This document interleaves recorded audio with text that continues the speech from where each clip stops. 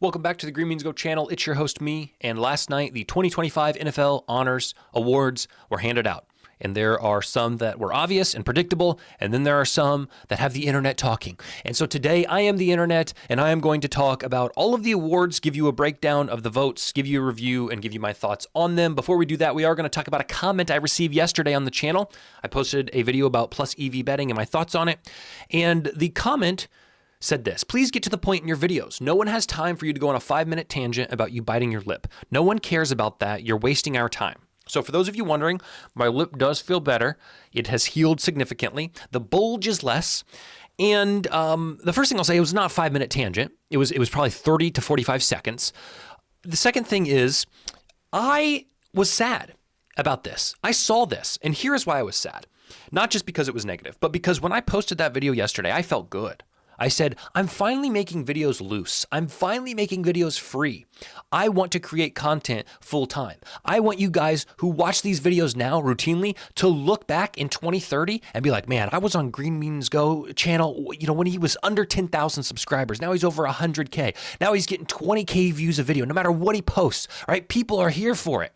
I want that more than probably anything in the world. And in order to achieve that dream, I have to love making videos. And if I come in here all rigid, all, hello guys, where are my glasses this morning? Oh, here they are. Let's talk about the NFL awards, shall we? Let's be super practical, proper, and very concise.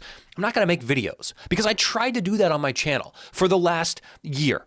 I tried to give people what I thought they wanted. And guess what? I grew a little bit. But it's not fun, okay? It's not fun. It's not me. So I'm letting loose. And if that means I talk about my lip for 5 minutes, screw off, mate. Go watch somebody else who's concise and to the point. I'm going to talk about my lip. I might even talk about this coffee I got this morning. Who gives a flying fluff, Long? If you want to watch my videos still, I welcome it. Watch it in 2x speed. Skip ahead if you want. And who's liking this? Go on somewhere. I have never in my life gone to someone's video, consumed it, and then been critical about how they constructed it. If I cared, I wouldn't watch them again. I don't understand. Go count something. All right, let's talk. The order of this video is going to go from least egregious to most egregious. In other words, I agree with this award all the way to, oh, they got it wrong. So we'll start with Offensive Rookie of the Year. This was the correct decision, and these are the correct voting distributions. One person voted for Brock Bowers in first place. 49 voted Jaden Daniels first place. That was the clear and obvious choice. You don't see Caleb Williams on here. He was the odds-on favorite at the start of the season, and he doesn't even crack the top 6. He actually finished last. He only had 2 fifth-place votes. That was it. Unbelievable, but after his season, that shouldn't shock anyone. The biggest shock on here to me is probably Brian Thomas. The fact that he got 2 second-place votes is unbelievable to me. Somebody voted for Brian Thomas over Jaden Daniels and Brock Bowers. That makes no, what are these guys smoking? That makes no, you cannot reason with me.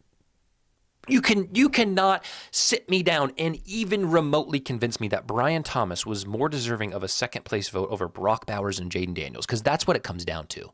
You put Brian Thomas over one of those two guys.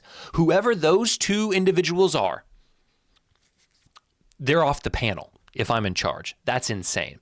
Defensive Rookie of the Year, I don't know a ton about defense. I don't follow the defensive positions. Jared Verse, I had a bet on him on Fanatics when they hung a bad line. It was plus 160, and he was minus 200 on DraftKings and FanDuel. So I'm happy he won, but I'm not going to talk about it too much. It seems reasonable, and we'll move forward. Defensive Player of the Year, same thing. Patrick Surtain, or Surtain. I don't know how people say it. I hear it pronounced differently every time.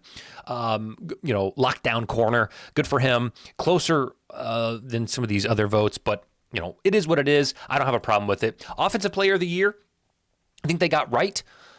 I think there is an argument that Saquon Barkley could have been the most valuable player, but I realize that is a quarterback award, and so you shouldn't be shocked. Jamar Chase getting no first place votes, I think is I don't know. I think it's fine, but I know people were turning their heads at it. Kind of shocked. 25 second place votes dominated second place. I think a lot of people went Lamar Jamar, or they went Saquon Jamar. I think the bottom line is they got this right. It wasn't close again. You could pick hairs. Is that a phrase? You could split hairs. Oh yeah, you could split hairs over who should get second, but at the end of the day, who cares who gets second place? So yeah, Saquon Barkley, good season, crazy season, offensive player of the year, much deserved. Coach of the year, I have no problem with this. This is the last award in which I have no problem, Kevin O'Connell, Dan Campbell, two NFC North guys. I could have seen arguments for either one winning this award, but I'm okay with Kevin O'Connell winning it. I would have been okay with Dan Campbell winning it. What does shock me, though, is the lack of love Dan Quinn gets. Washington was not supposed to do anything this year. They were, in all likelihood, going to miss the playoffs, probably a sub 500 record. Dallas was going to be better than them. Eagles were going to certainly be better than them, and they surprised everybody. They made the playoffs. They did it with a rookie QB, and Dan Quinn needs to be recognized for that. So to only get 7 first and second place votes combined is crazy. But I understand why. Because the Vikings and the Lions both had, moderate expectations. Andy Reid has been doing it for years. He should always be in the running. He is the best coach in the NFL, and he's done it for so long. So it just Dan Quinn finds himself up against some giants. When if we could water this pool down a little bit, I think Dan Quinn could swim a little bit farther. That's fine. Okay, so let's talk MVP. I am unable to come to a rational conclusion about if this is correct or incorrect. And the reason is based around the fact that the MVP award is so subjective. There are really no true objective measures in determining the value of a player to a team. Because outside of stats, outside of win-loss, what do? The eye test? Well, how does it feel? If Josh Allen's not there, what happens? If Lamar Jackson's not there, what happens? And I think we have a lot of that happening. My fear is that Josh Allen wins this award because he has never won it. Lamar Jackson has received this award. I should have looked up how many times. I believe twice. I believe this would have been his third MVP. And so when you have two guys who are, we'll call it, very equal in terms of their worth to a team, very close statistically, both led charges against the Chiefs, both had great seasons, and you have a guy who's won the award twice, and you have a guy who's won the award 0 times, who do you give it to? And 27 people decided to give it to the guy who never won, which I am not here to say what I feel. Here are the stats from this season. Regular season, if we talk record, Lamar beat Josh Allen, but in the playoffs, Josh Allen beat Lamar. However, this is a regular season award. So if it came down to somebody deciding, well, when they played each other, who was able to win? The vote should have gone to Lamar, because playoffs don't matter. They each played 17 games. And Lamar Jackson was better statistically in every single category except rushing touchdowns and the record for the team. Lamar lost one more game than Josh Allen. Rushing touchdowns, I get it. He dominated. That is, Josh Allen dominated. But an argument could be made that Lamar has Derrick Henry. And Derrick Henry is going to get the ball in the red zone more than Lamar. But every single other statistic relevant to the quarterback position was led by Lamar. And you could flip that on its head, and you could say, well, Lamar has Derrick Henry, so teams are going to load the box. Teams are going to play and plan around Henry's dominance. And so Lamar has it maybe a little easier. I think that's a valid argument in certain contexts, but I don't think that should take away from the fact that Lamar was able to do what he did this year. As far as what they're surrounded with, outside of the running back position, which is advantage Lamar, their receiving cores are both just, I don't want to say pathetic, but neither of them have a dominant wide receiver one. Neither of them have a Jamar Chase, a Justin Jefferson, an A.J. Brown. They all have, they have the same wide receiving cores. Zay Flowers, some of you may say, well, he's better. I'm not convinced that Zay Flowers is a top even 20 wide receiver in the league. He missed games also. Khalil Shakir and Zay Flowers are very similar to me in terms of, the ceiling that they offer.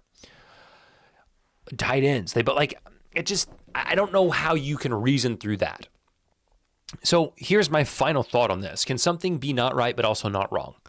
I don't think Josh Allen winning is the wrong choice, but I don't know if it's the right choice. If I'm voting on this, I'm voting for Lamar first and Josh Allen second.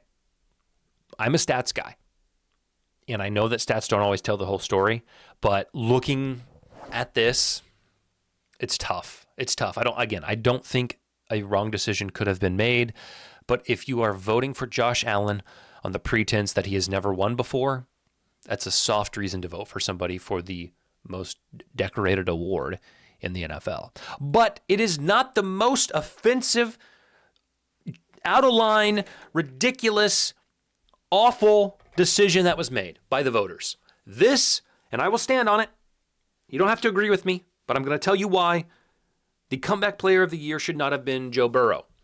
If we want to talk about the subjectivity of the MVP, look no further than the subjectivity of the comeback player of the year, which is quite possibly the most subjective award in the NFL. How do you define what you come back from?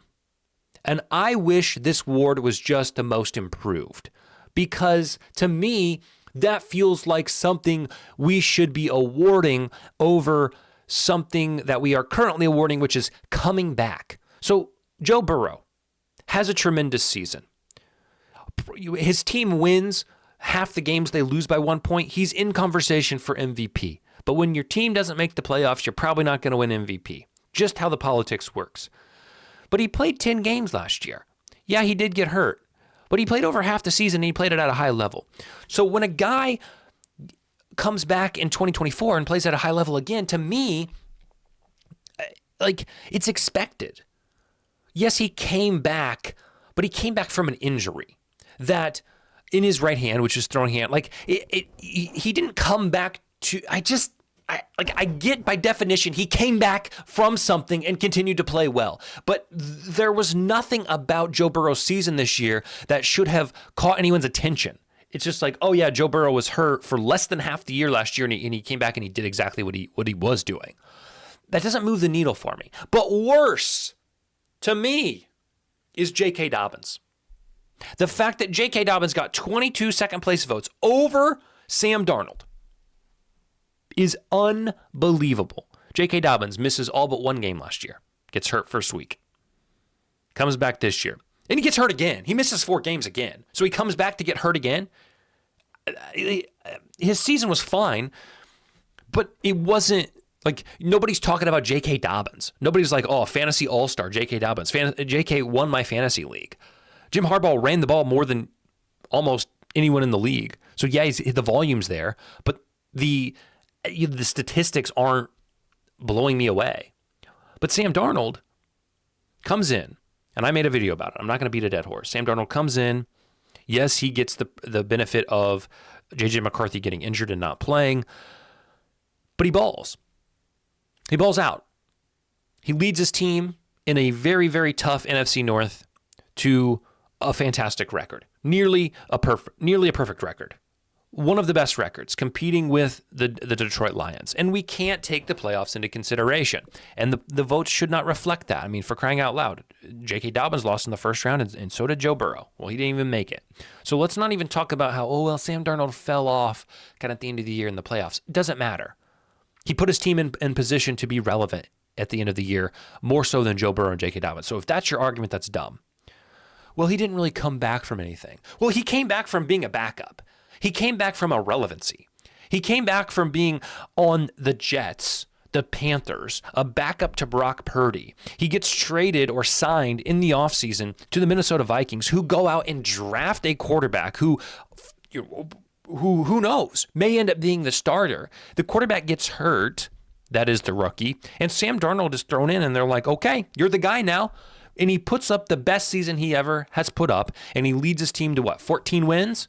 And this guy finishes third in comeback player of the year votes to a guy who we knew could do it, to a guy who's already won this award. There you go. You want to talk about, let's keep it consistent. If we're voting for Josh Allen because Lamar's already won it, we're giving Joe Burrow another comeback player of the year award. And J.K. Dobbins at second is asinine. That's ridiculous. Over Sam Darnold, you're going to give J.K. Dobbins? So I'm calling for two things. Let's call this award most improved. If is my vote. But if it's going to be called the comeback player of the year, let's call it the returning from injury award. Because there is no way you can tell me that Sam Darnold did not outperform J.K. Dobbins on the scope of overcoming something, adversity, whether that's an injury or being a backup, from 2023. I don't care that Joe Burrow won it. At the end of the day, fine. I don't agree with it, but fine.